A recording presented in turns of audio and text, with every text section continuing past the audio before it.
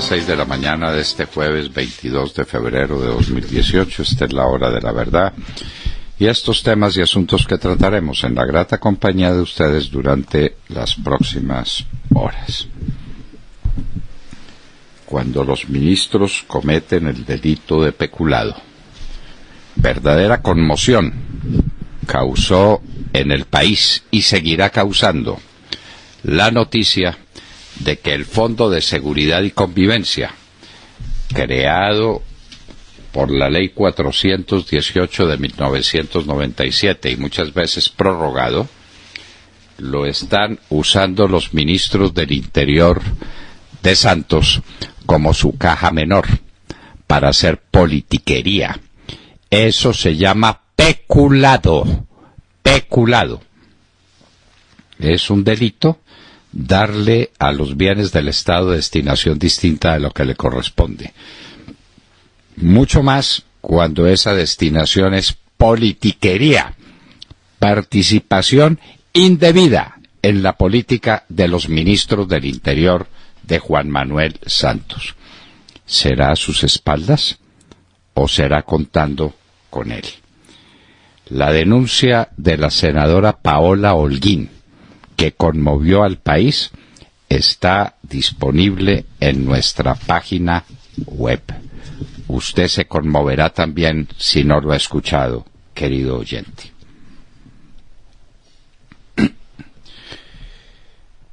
¿Cómo votar? El video que preparamos para explicar cómo votar. Hay mucha gente que está derrotada por anticipado con el cuento del tarjetón, de los números, de las listas abiertas, de las listas cerradas. Hicimos un esfuerzo pedagógico, no para que usted vote por alguien que nos guste, sino para que usted vote por quien quiera votar. Eso está disponible. Tenemos ya entre Twitter, Facebook y YouTube, tenemos más de 85,000 reproducciones. 7 erradicadores quedaron heridos en el Guaviare por bombas puestas por las FARC. Sí, por las FARC. Es que dicen que son las disidencias. Son ellos mismos, los hombres de Márquez y de Timochenko, los que van allá a abrazarse con la gente o quieren abrazarse con la gente porque nadie los recibe y todo el mundo les tira huevos. Siguen delinquiendo.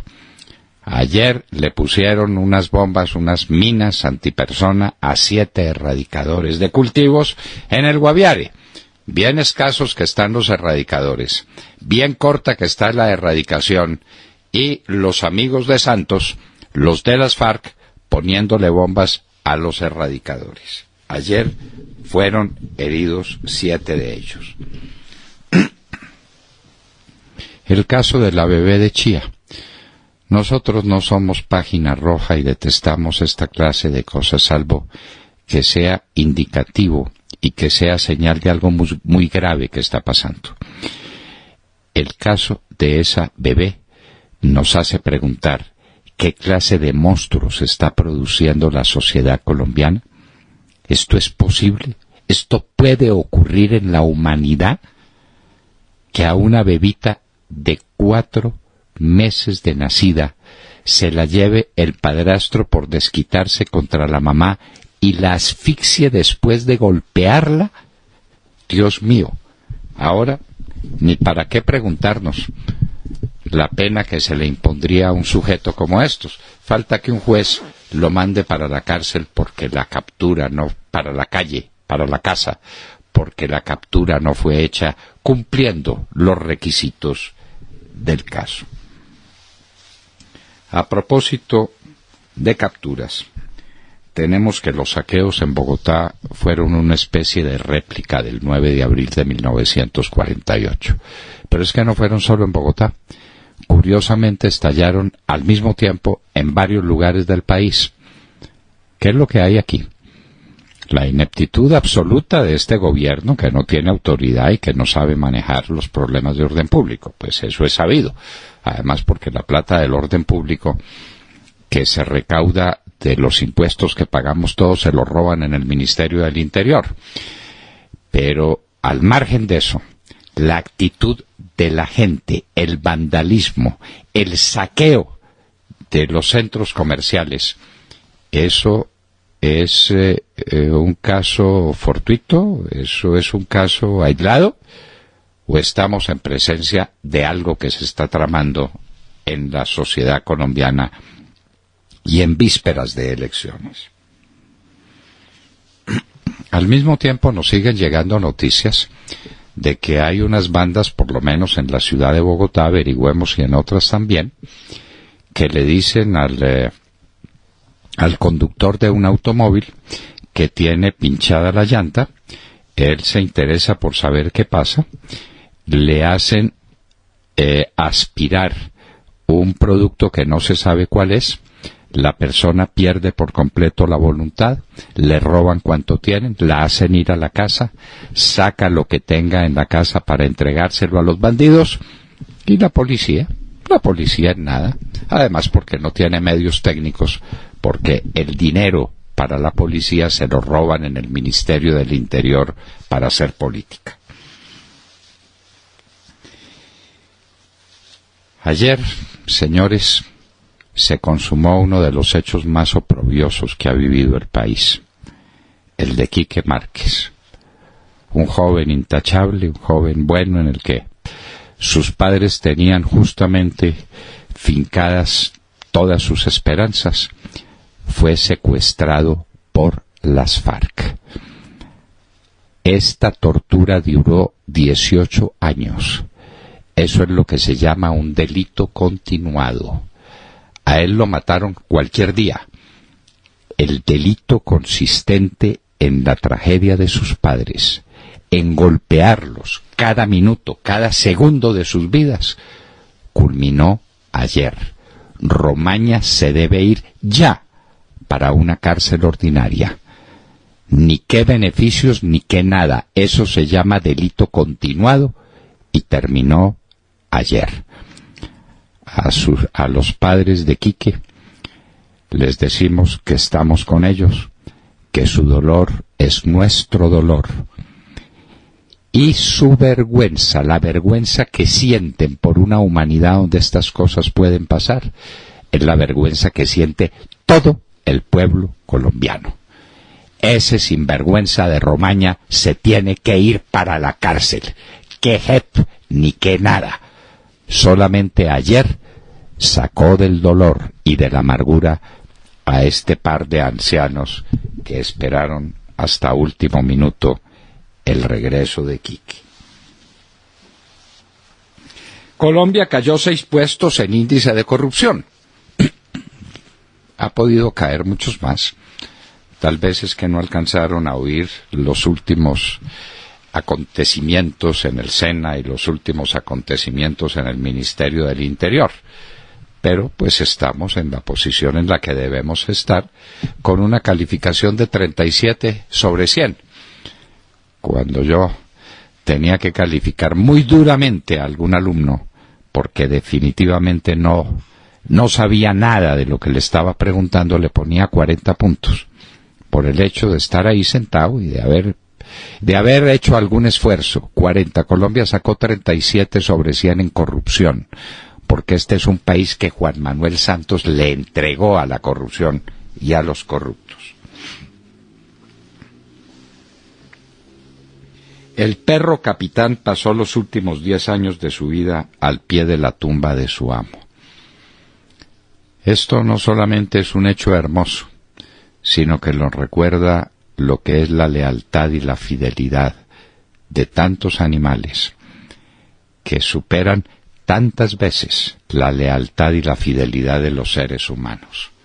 Capitán se muere al pie de la tumba de su amo, mientras ciertos personajes traicionan al amigo, traicionan a aquel a quien le deben todo en el primer momento en que pueden traicionarlo. Los candidatos al Senado de la izquierda quieren mermelada venteada. Ayer en un foro del Tiempo les preguntaron cómo era esta cosa de la mermelada. Y dicen, no, la mermelada, lo que hay que hacer es que nos la den de una vez y que participemos en el gasto público. Por Dios, Qué bien conocen estos la teoría general del Estado, qué bien conocen la división de poderes que está trazada desde Montesquieu. En el Congreso se hacen las leyes, el Ejecutivo las ejecuta. Estos senadores quieren ejecutar las leyes para manejar directamente la platica. Quieren la corrupción monda y lironda, los de la izquierda. Y hacen otro foro en el Gimnasio Moderno, y curioso, todos los invitados son invitados de la izquierda. Estuvo un representante a la Cámara por el Centro Democrático que cuando vio aquel espectáculo se fue, y entonces lo critican. ¿Cómo se va? El Gimnasio Moderno, el de don Agustín, hace un foro y los únicos invitados son los de la extrema izquierda, los comunistas. ¿Dónde estamos, por Dios? El coronel Hugo Aguilar pasó de su Maserati a la cárcel por lavado de activos. El éxtasis es la droga del sexo. Yo no sé esto por qué no se ha planteado en el terreno en que se debe plantear. La muerte de esta niña en trágicas condiciones, la hija de un general de la República, del general Cabrera, se dio por una mezcla de éxtasis con el licor que estaba consumiendo. Es que el éxtasis la llaman la droga del sexo. Una niña que toma éxtasis queda en manos de quien se lo suministra o de quienes se lo suministra. Cristina Londoño nos hizo hace años ya un reportaje sobre el éxtasis llamado la droga del sexo, y se mezcló con las niñas que estaban sufriendo este horror y las interrogó y les preguntó qué era lo que pasaban y lo contaron todo. No sé por qué apenas ahora estamos descubriendo el éxtasis después de tanto uso como el que tiene. La oposición venezolana con el pecado y sin el género. Ya tuvieron conversaciones con Maduro, ya se arrodillaron ante él, ya lo legitimaron en República Dominicana y ahora se quejan de las elecciones, cuando las aceptaron en primer lugar, cuando lo que hicieron fue darle oxígeno a Maduro. Qué tristeza. María Corina Machado, la única opositora que vale la pena en ese país. Allá mismo en Venezuela expropiaron un campo de golf, el que quedaba, en las vecindades de Caracas, para formar un complejo educativo para 5.000 estudiantes. Por Dios, no tienen que darles de comer a la gente y hacen todavía estos actos alevosos de populismo. Rescataron en Nigeria 76 niñas de las garras de Boko Haram. 2 murieron, 13 están desaparecidas. ¿Y las que rescataron, en qué condiciones las rescataron? Dios mío. Ivanka Trump a la cabeza de la delegación de Estados Unidos en la clausura de los Juegos Políticos de Invierno. Nunca se ha visto tan mezclada la práctica del deporte y una competencia internacional de deporte que tuvo una larguísima tradición y una bella tradición de lo que debe ser el deporte, de imparcialidad, de fraternidad. Nunca se vio un espectáculo como estos. Los Juegos de Corea pasarán a la historia como los primeros que se utilizan descaradamente para hacer política. Ahora Ivanka Trump, la hija de Trump, estará a la cabeza de la delegación de Estados Unidos en la clausura. Brote de fiebre amarilla en Brasil. 164 muertos. El Consejo de Seguridad de la ONU fue convocado por Siria. Esto es increíble. Para que miren lo que está pasando en Ghouta. El infierno sobre la tierra, dijo ese prócer de Antonio Guterres, que es tan amigo de las FARC. La Universidad Central de Venezuela tiene la cifra. 11 kilos han perdido los adultos venezolanos en los últimos meses como resultado del hambre. Pero tranquilos que no hay emergencia humanitaria. Siguen los ecos del ataque en Broward. Los niños salen a la calle pidiendo controles de armas, que por lo menos no se vendan de calibre militar, y a Trump se le ocurre, creímos que era una broma, les juramos que creímos que era una broma, que los profesores vayan a la clase armados para contrarrestar a los alumnos que resuelvan salir a echarle bala a los demás. Eso no se le puede ocurrir sino a Trump. Quienes hemos sido profesores tantos años y sabemos de la dignidad de nuestra misión, que nos digan que es que tenemos que llegar al pupitre con un arma en la mano, nos están diciendo que el mundo definitivamente está al revés. Y hoy en la historia, en un día como hoy en 1942, por orden del presidente Roosevelt, MacArthur sale de las Filipinas. Pero dice al salir, volveré. Y volvió. De todo esto y de mucho más hablaremos con ustedes en las próximas horas, en la hora de la verdad. Los invitamos a que nos sigan desde nuestra señal en internet, en Wonder Radio y TuneIn, escribiendo La Hora de la Verdad. Allí audio de alta calidad. Y lo mismo a que nos sintonicen en los diales 710 AM en Medellín, 1200 AM en Cali y 970 AM en Bogotá de Radio Red. Y recuerden que estamos minuto a minuto en nuestras cuentas de Twitter y Facebook con noticias, análisis, entrevistas, cultura, deportes y todos los temas que son de su interés. Y recuerden, como siempre, que también nos pueden escuchar a través de nuestra página de internet desde cualquier punto de Colombia o del mundo y nos pueden hacer llegar todas sus opiniones a través del chat. En esta dirección, www.lahoradelaverdad.com.co. Bienvenidos. 6 de la mañana, 19 minutos. Muy buenos días a todos. Bueno, pues les quiero decir que no se acaba la corrupción en el país. Así abrimos la mañana con esta noticia triste porque, muy al contrario, cada vez conocemos más casos de la podredumbre que se instaló en este gobierno, ¿no? Por eso no es raro que haya caído, como usted decía, 6 puntos en el índice de corrupción. Ahora el turno es para el SENA, quien será investigada por indebida participación en política en 9 regiones, y eso es un secreto a voces que estalló hace tiempo, la verdad, y que ya está en la Procuraduría. Los investigados son varios y van desde el director general del SENA, José Antonio Lizarazo Sarmiento, hasta diferentes funcionarios de alto nivel en varias regiones y congresistas también de varias regiones. La investigación se abrió después de una serie de visitas y recolección de pruebas en 12 regionales del SENA, en Antioquia, Caldas, Putumayo, Nariño, Santander, Norte de Santander, Cesar, Córdoba, Magdalena, Cundinamarca, Atlántico, Meta, todo el país, ¿no?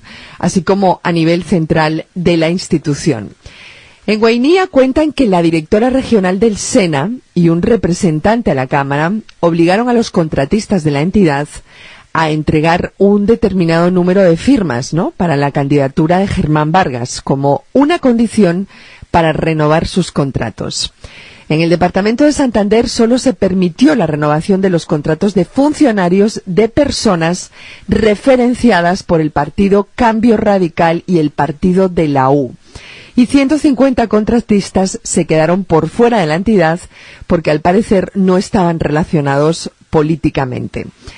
A este escándalo del SENA hay que añadir el de Fonsecon, recuerden, ayer lo escuchábamos, ¿no?, una entidad que recauda y canaliza recursos que son para propiciar la seguridad y la convivencia, y bueno, resulta que se gastó casi todo en seguridad, perdón, Montserrat, la seguridad y el orden público. Y el orden público, sí, orden que no hay, ¿no?, como pueden ustedes comprobar. Y se gastaron todo ese dinero en funcionamiento, reflejando así el mismo estilo del SENA, ¿no?, ese comportamiento burocrático en donde lo que se hace es pagar favores políticos. Pregunto, ¿no es esto el colmo? ¿Hasta dónde y hasta cuándo? ¿No les parece esto francamente increíble y que no se extraña que Colombia haya perdido tantos puestos en ese índice de transparencia? Montserrat, destinar dineros públicos a un fin distinto del que les corresponde, así sea para fines también públicos, así sea para eso, es un delito de peculado que tiene cárcel de 1 a 3 años. De manera que esos delincuentes se deben ir para la cárcel. ¿Pasará algo? Pues quién sabe, ¿no? No creo. Somos ya tan escépticos de que aquí pase algo, porque no creo que vayan a meter a los ministros de Santos a la cárcel, que es donde debieran estar por el caso de Fonsecón. Y en el caso del SENA, pues usted lo ha dicho, hay senadores en todas las regiones del país, en todas. Y usted leyó algunas, son los grandes epicentros del clientelismo. ¡Qué horror! Con la plata de la gente haciendo política, imponiendo condiciones. ¿Por quién tiene que votar? ¡Qué horror! Entonces, ¿de qué democracia hablamos? ¿No? Por eso, ¿qué democracia es esa? ¿De qué democracia estamos hablando? ¿No? ¿Qué democracia es esa? Pues ninguna. Y entonces, de ahí cuando la cosa se corrompe en la cabecera, usted sabe que el aluvión que viene más abajo es una cosa espantosa. William Calderón. Doctor Londoño, buenos días Colombia, gracias por invitarnos a sus hogares y a sus vehículos. Hoy es jueves 22 de febrero del año 14, faltan 166 días para que termine el más corrupto gobierno en la historia política de Colombia. Lo de ayer fue peor que lo de antier. No fue solo en Cundinamarca, con Mercandrea, Mercafusa. La protesta de los testaferros de las FARC, supuestos dueños de los supermercados, en donde en vez de granadillas tenían granadas, en vez de pipas de gas tenían pipetas. El estallido se dio de manera simultánea, como un relojito, como cucarachas aparecieron por todas partes y en diferentes sitios. Doctor Londoño, están regados y organizados.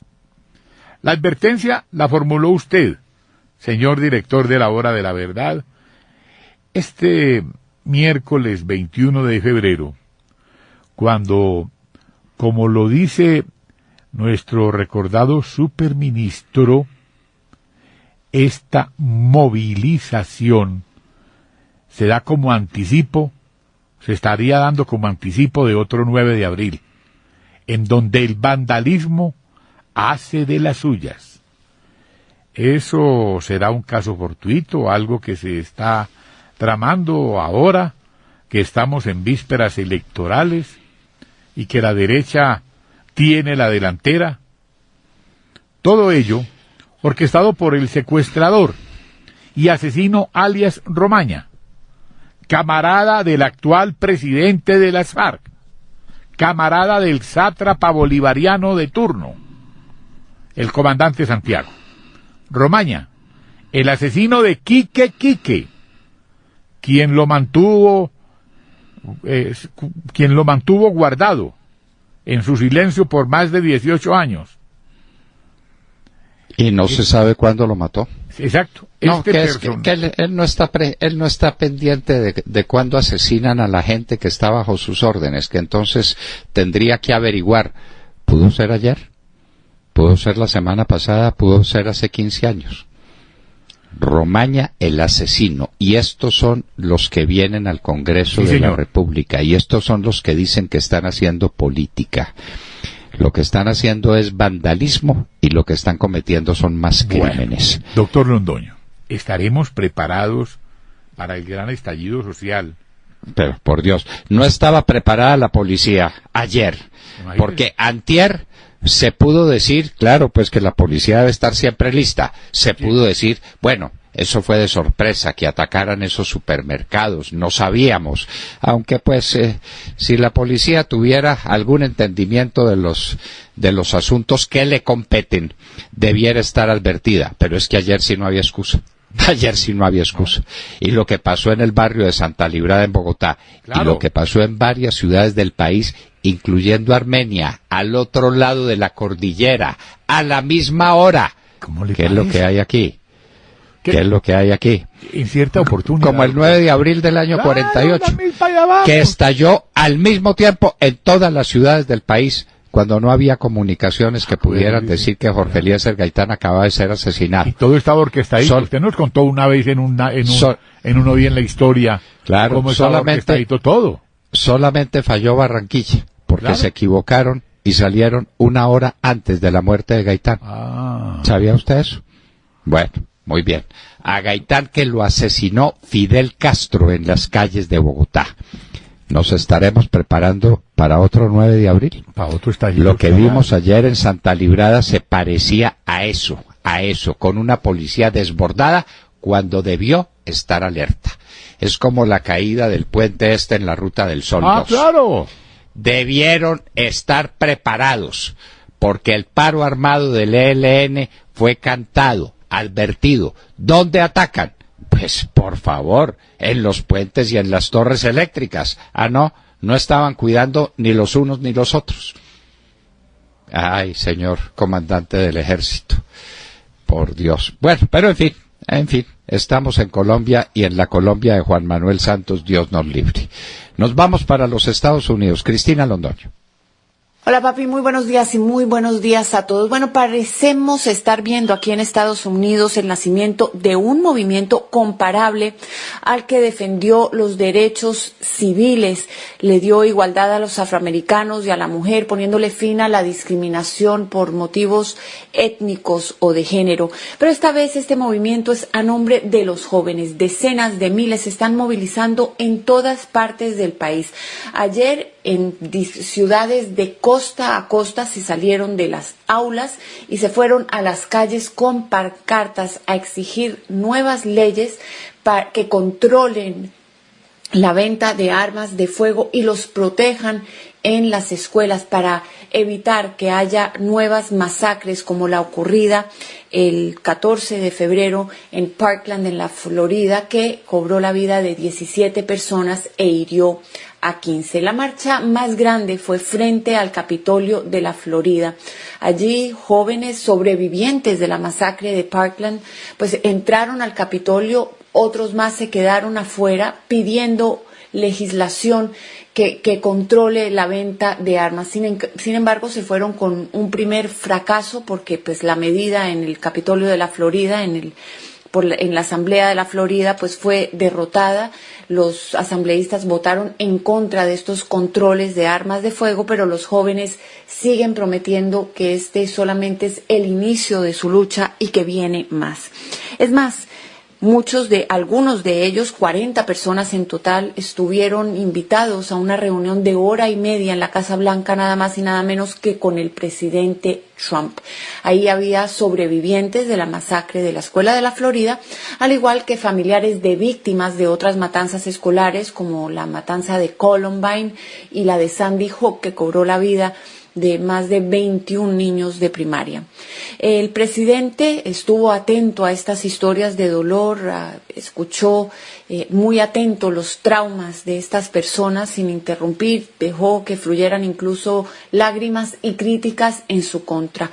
Le hicieron todo tipo de sugerencias. Un padre de familia, por ejemplo, pidiéndole que eleve la edad límite para comprar armas de asalto, diciendo que no es cuestión de ser de izquierda o de derecha, pero que si una persona o un joven no puede comprar una cerveza en este país, que necesita tener 21 años para comprar alcohol, pues no debería poder adquirir un arma de fuego.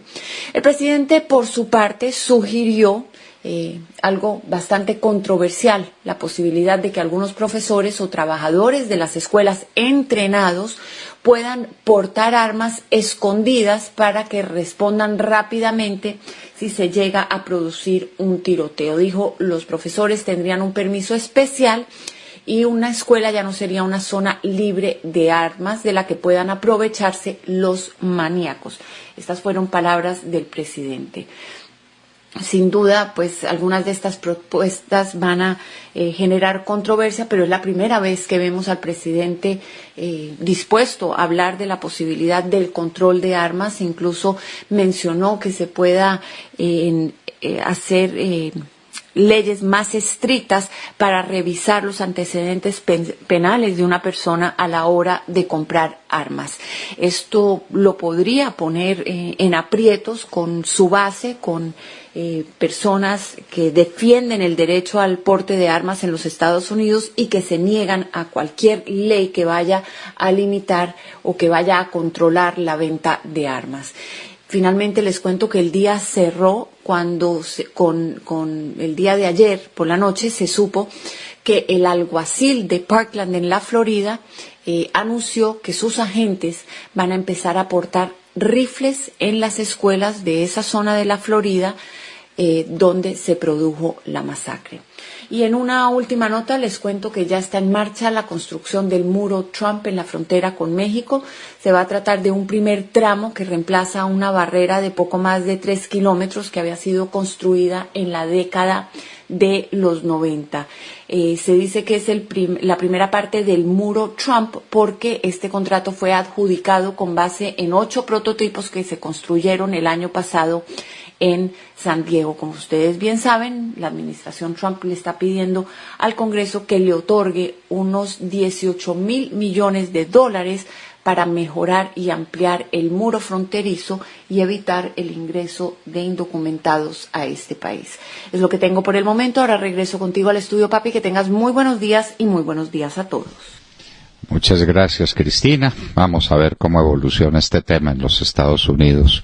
La lucha por el control de las armas. No pueden seguir ocurriendo masacres en los Estados Unidos, ni en ninguna parte, por supuesto. Vanessa Araujo. Doctor Fernando y queridos oyentes, muy buenos días. Tras semanas de debates internos y negociaciones con la tiranía para tratar de lograr mejores condiciones y participar en las elecciones presidenciales impuestas para el 22 de abril, la Mesa de Unidad, la MUD, anunció ayer miércoles su decisión de no presentar candidato. El evento prematuro y sin condiciones que se anuncia para el 22 de abril es solo un show del propio gobierno para aparentar una legitimidad que no tiene, señaló la MUD en el comunicado publicado ayer. El plan de la MUD es buscar que este año se realicen elecciones presidenciales, pero según ellos, bajo condiciones establecidas en la ley. Hablaron de un frente amplio por elecciones de verdad, y las condiciones que dicen necesarias para ir a los comicios son las mismas que desde siempre ha pedido el movimiento Soy Venezuela de María Corina Machado y Antonio Ledesma. Ante este anuncio, Nicolás Maduro aseguró que irá a elecciones con o sin la participación de la MUD y que acogía la propuesta hecha por Diosdado Cabello esta semana de realizar unas megaelecciones y cambiar de una vez también a la Asamblea Nacional, que en este momento es el único órgano en manos de la oposición. Afirmó que busca así tener 4 años sin elecciones para dedicarse a estabilizar la economía.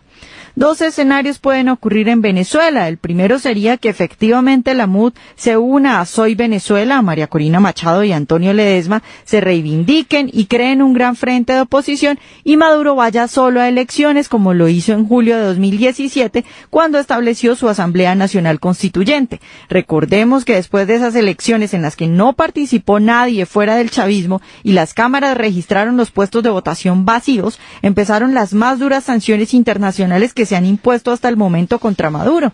Y recordemos que en este momento nadie reconoce a esa Asamblea Nacional Constituyente. Lo mismo podría ocurrir si efectivamente a las elecciones del 22 de abril no va ningún otro candidato por fuera del chavismo. Pero el comportamiento de algunos miembros de la MUD, como Ramos Salub, nos hace sospechar que lo que puede ocurrir en un segundo escenario es que se repita lo que sucedió en las pasadas elecciones de gobernadores, donde aunque Acción Democrática, supuestamente siguiendo la línea de la MUD, en cabeza de Ramos Salub dijo que no iría, sí mandó a algunos de sus miembros a que participaran en los comicios. Si esto sucediera, legitimarían de nuevo a Maduro y le darían el aire que busca para decir que sí hay oposición y que participa en elecciones y que por lo tanto no se puede hablar de una dictadura. Para muchos analistas, esta es la estocada final de Maduro para establecer su dictadura y tal vez la última oportunidad que tiene la MUD para intentar hacer algo. Todo depende de si se abstienen y se unen para denunciar la tiranía o si le siguen el juego. Veremos qué pasa, pero desde ya Colombia debería prepararse para la ola migratoria que viene después del fraude electoral que ocurrirá el 22 de abril. En mi opinión, muy humilde, no se trata de establecer la dictadura de Maduro, sino de perpetuarla. La dictadura existe desde hace mucho rato. Una dictadura existe cuando se gobierna no dentro de un Estado de Derecho donde gobiernan las leyes, sino cuando gobierna el capricho del gobernante que hace lo que le viene en gana, y cuando los demás poderes están sometidos a su arbitrio. Eso es una dictadura. Desaparecen las garantías constitucionales y se establece lo que hay en Venezuela, una tiranía oprobiosa. Tata Castro. Muy buenos días a todos. Nuestra noticia de hoy tiene que ver con el torneo donde se juega el mejor fútbol del mundo, la Champions. Empate sin goles entre el Sevilla y el Manchester United ayer en el partido de ida a los octavos de final de este campeonato jugado en terreno español. El colombiano Luis Fernando Muriel fue titular con su equipo el Sevilla, jugó 85 minutos y tuvo varias posibilidades de anotar, pero fueron controladas por el arquero David De Gea, que tuvo una gran actuación, sobre todo la atajada al cabezazo del colombiano antes de ir al descanso. El delantero colombiano tuvo un buen partido y fue reemplazado por Sandro a los 85 minutos. El duelo entre los dos últimos ganadores de la Liga de Europa fue intenso y deja al Sevilla soñando con su paso a los cuartos de final por primera vez en este formato, y al United de Mourinho queriendo ganar su cuarta orejona de Europa. Ninguno de los dos equipos acertó con gol, ni siquiera pudieron los de Mourinho con semejante tridente en ataque. Los españoles Mata y Herrera, que Herrera salió lesionado y fue reemplazado por Pogba y el chileno Alexis Sánchez. El 13 de marzo, el Manchester en su estadio, el Old Trafford, definirá su paso a los cuartos de final, doctor Londoño. Muy bien, esto es lo que está pasando en el mejor fútbol del mundo, que es el fútbol europeo por equipos. Y les queremos hacer una invitación, queridos oyentes de la Hora de la Verdad, especialmente a la gente que está cerca a Chía, que tiene intereses en los alrededores de Chía. Mañana viernes 23 de febrero a las 4 de la tarde estarán en el parque principal de Chía el candidato Iván Duque y el presidente Álvaro Uribe Vélez. Una ocasión maravillosa para que la gente de Chía escuche al presidente Uribe y al candidato al futuro presidente Iván Duque. Que sea también una forma de manifestar la solidaridad del país entero, la solidaridad con ira del país entero contra los ataques de los que se está haciendo víctima el presidente Uribe desde los carteles de la toga.